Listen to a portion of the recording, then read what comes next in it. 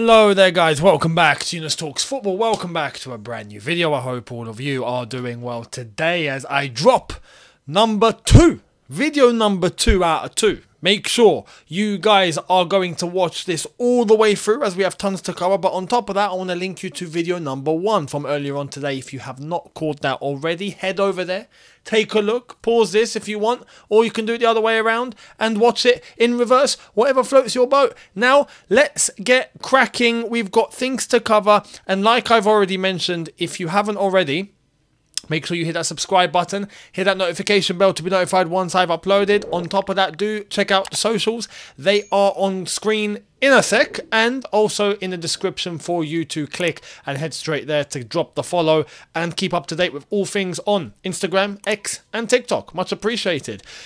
We've got one topic that I really want to focus on because I saw Ben Chilwell speak today and I was like, okay, this has to be addressed. This has to be addressed, right? Because look, and by the way, like I've said, there's going to be other things that we cover and you're going to want to stick around for it because there's some interesting stuff. But Ben Chilwell, like I said, I've heard him speak, and Ben Chilwell as a player right now seems a little bit divisive, I want to say. Not decisive, actually. If he was decisive, I would actually be praising him. But divisive. You got some people that are thinking, nah, Ben Chilwell is alright, he's okay, he's a good player, whatnot. And some people saying literally get out the club, right? Now, personally, I don't really want to... I don't want to listen. I don't agree with, get out the club. Like, Ben Chilwell's no use whatsoever. Come on. Like, relax a bit. It's important to not go crazy and to not say, you know, like, what puts in a few bad performances. I'll get out my football club. Like, come on. relax. But there are circumstances here. There are reasons as to why we are seeing what we're seeing. Now, Ben Chilwell, as I've said, has spoken, and he has decided to give his view on what? On him playing as a left winger. Right? Which goes to confirm what Pochettino has actually been doing. Because I've been seeing some people saying, no, but Chilwell is operating as a left wing back and he's always played left wing back and he's doing it now, he's just not playing well. Like, no. False information, mate. Yeah? What we are doing is something he's not done before. And it goes back to the point that I made on All You Can Eat Chelsea this morning. Right? I'm going to get to that. Right? But let's check out what he's actually said and then we can analyse. Right? Who is responsible for this that we are seeing and the bad performances from Ben Chilwell? Is it Ben himself? Or is it the way he's being used? Let's get into it. Here's what Ben had to say. Ben Chilwell on his advanced left winger role. It is something new, but the manager put his trust in me to play there, so I tried to repay that trust. I am still learning as I am going. I have been playing left back, then left wing back, and now I am again higher up the pitch. So he's admitted that he is playing higher than a left wing back normally plays. So what does this go to say? In this quote as well, by the way, if actually, I'm going to try and actually get it here if I can. If he's actually... Has he said exactly what I have seen him say before, perhaps?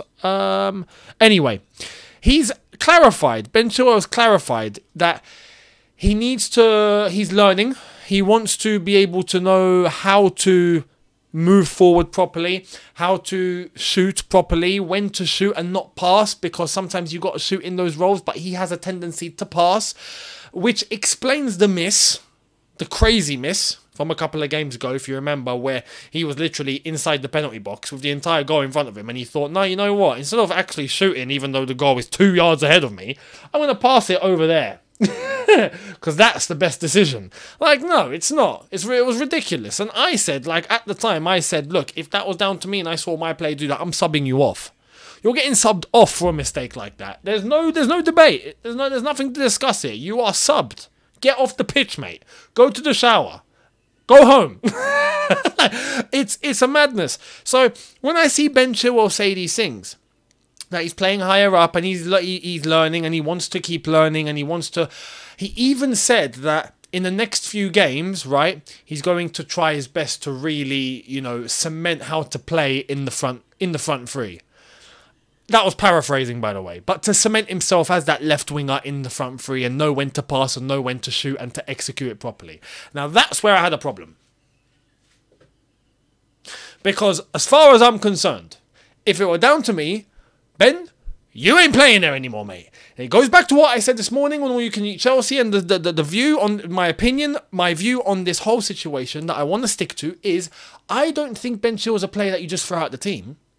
I think this whole idea of playing him as a fully fledged left winger and to shift the defence over to have Levi Colwell tuck out as a left back is looking to be ridiculous now. The blame for me isn't with Chilwell. And some are going to say, oh, but he can't defend either. Well, let's be honest, he can at least a bit. Come on. Come on.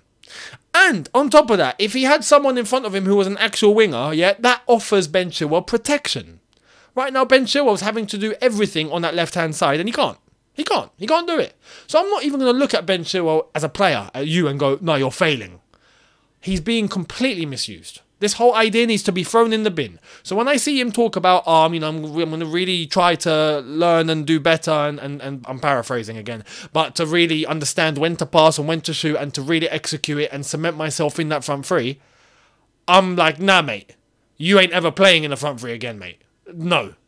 My issue now isn't with Ben Chilwell. My issue is Pochettino. Poch needs to drop this immediately. Immediately. I do not want to see Ben Chilwell play as a left winger again. If we get to the next game, yeah? We get to the next game, we've got to play Bournemouth. I was going to say Brentford. I was this close to saying Brentford. We got to play Bournemouth. If against Bournemouth, at Bournemouth, I see us play with a back three and I see us play with Chilwell going forward as a left winger, I swear, heads are flying. Heads are flying, mate. Heads are going to fly. Yeah, step out of my vicinity because your head might pop off. Honestly, it would be... No, I'm not having it. I'm sorry, I'm not having it. But it's obvious. It's obvious. And I don't understand why we are trying to drill this through. And look at the consequences from it. Some people want to come on and be like, oh, no, but you know what? We've had the most shots. And we've had the most chances created. And our XG is looking phenomenal. Like, listen, when you play against Luton and Nottingham Forest, I'm sorry, but if you're not getting that, yeah, then something's wrong.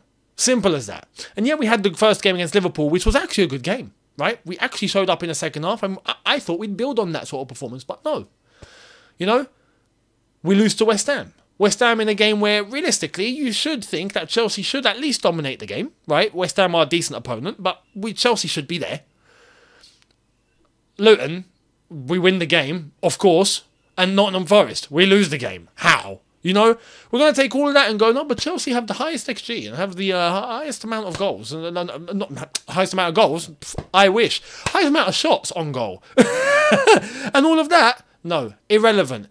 If people are going to go down that route, right? Now, like I said, this doesn't mean panic stations. This means that we need to understand the situation and rectify it ASAP. But there is time to rectify it ASAP, which is why, right now, I'm calm. I'm calm. I'm not going, oh my God, what's going on? This is crazy. Like, I'm not. That time might come in 5 games. But not now. Yeah? Right now, there is time to rectify the situation. So let's rectify it. However, if people are going to go down that same route, they're taking the same route they took last season. When everyone was going, oh no, but look, even Graham Potter took it. I thought the XG was phenomenal, even though we lost. But the XG was class. Like, a manager actually came on national television to say that. Like, and there were fans that were agreeing with that. That's where I was thinking, you guys are, nah, something's wrong. Something's wrong. Something's wrong. I'm looking for the most important stat on the scoreboard. It's the goal scored. Simple as that. The most important stat is how many did you score? That's it. That's it. And we're not burying, and we're conceding, and we are, you'd say, creating chances against these opponents that I just mentioned. Rightfully so, we should. But there's one additional thing we need to do. And let's make sure we score and win. Simple as that. So, if we see the same system, the same situation that got us to drop the points against Forest in the manner that we did, and I see that continued, I swear, at that point, I'm going to be looking at Poch. Without hesitancy. Without any hesitancy. I'm going to be looking at Poch and going, something's wrong with you, brother. What are you doing? So, Chilwell is expecting to keep playing in that front three? I'm not. That needs to be abandoned. Chilwell needs to be thrown back to his normal position. You are a left back. You can play as a left wing back, but you are a left back. Go to left back. Now, can we have an actual winger playing left wing, please?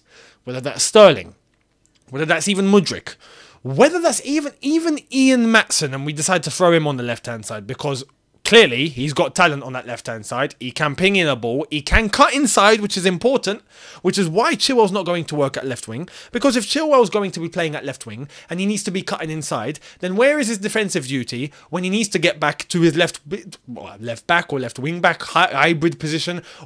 How long is it going to take him to get back into that role? And then how quick is it going to be, or how slow is it going to be for him to actually bomb forward and then cut in to create that space for whoever's overlapping, or to get into the space that we don't actually use at the moment because there is no number 10. It's too much. You're asking too much of the player. You're asking too much. So to protect Ben Chilwell, listen, mate, you know how to play left back. Fantastic. You're playing left back. Go there. Simple as that. Simple as that. So that needs to be addressed. Let me know your thoughts and in the comment section below in regards to this whole Ben Chilwell situation. I don't think it's right to turn and go, oh, Ben Chilwell, you're rubbish, get out. Right? I don't think that's right. But I do want to say that I think he's been completely misused. I think that he is not in the right position. I think this needs to be abandoned immediately. This whole left wing, Chilwell left back, back three, back four hybrid, flipping, whatever it is. Abandon it. Abandon the whole thing. Abandon the whole thing. Let me know your thoughts. Do you agree or disagree? Let me know. Much appreciated. Now, let's move. We've got big news coming out of Saudi. If this is actually legit, this is actually mega. Check this out. John Terry is on the verge of becoming manager of Saudi side Al-Shabab. That's come from Andy Dillon of The Sun. I don't know if this is legit. Surely not. Surely. And again, we got to be realistic here. Apparently, John Terry's not actually keen on getting into football management. But I can see where his head might be turned if a Saudi team comes in and offers him the bag. Simple. I would. If I wasn't considering management, right, and I was like, nah, you know what, I might be a coach here and there, but I don't really want to get into management. And then a Saudi team calls me and goes, hello, Bibi, Younes, how are you? Oh man, I'm good. How are you? Listen, we know you don't like management, but we like you. You want to come and be manager? We pay you. No problem. No problem. 100 million a year. Pack your bags, we're leaving. Simple as that. Simple as that. And anyone would. So this is where John Terry, who has his coaching badges, I think, right, in order to, I don't know, save his family for generations, like it wouldn't be saved already, but this is cementing it. I can understand if he were to accept. Al-Shabab, another team on the map, it seems. So, yeah, let's see if this does actually come into fruition. I don't want to say it's definite, but if this is going to happen, I can understand. It'd be interesting to see John Terry face all these Saudi teams, and including Steven Gerrard. That'd be a good little management duo, wouldn't it? Oh, Frank's got to go to Saudi now, hasn't he? Surely. Imagine John Terry against Frank Lampard in Saudi. I can't believe we're even saying this. Just a year ago, we wouldn't even think of uttering these things out of our lips. Unbelievable. Anyway, that's latest on JT. Let's shift focus very quickly before we end. Big news coming out of Manchester United, and this is where we all get to giggle a little bit, unless you're a United fan and you're going to cry. Get the tissues out. Here it is. Breaking! Man United shares fell by a record amount for a single day today. Over £550 million has been taken off the market value. Numbers on course for the worst day in United's 11 years as a public company as market reacts to reports. Glazers will not sell. I told you guys, I'm starting to get the vibe that this is not happening. And it's not happening because I genuinely think that the Glazers do not want to give up 100% of the share. And the Saudis are there ready to take it. No, the Qataris, sorry. We've got Saudis in our head. The Qataris, yeah, Sheikh Jassim is there ready to take full control. And I do genuinely think the whole plan for the sell was to get Sir Jim Ratcliffe to buy the club and for the Glazers to remain in some sort of a capacity. I think that was the plan. And I think Sheikh Jassim has come in rogue unexpectedly and forced himself onto the table and forced himself to be considered because of just how big the bid actually is from Qatar, which you can't just ignore. So now it's getting to a point where, yeah, are the Glazers just thinking, all right, if we can't get Sir Jim, we're just not going to sell? I genuinely think that's their intention now.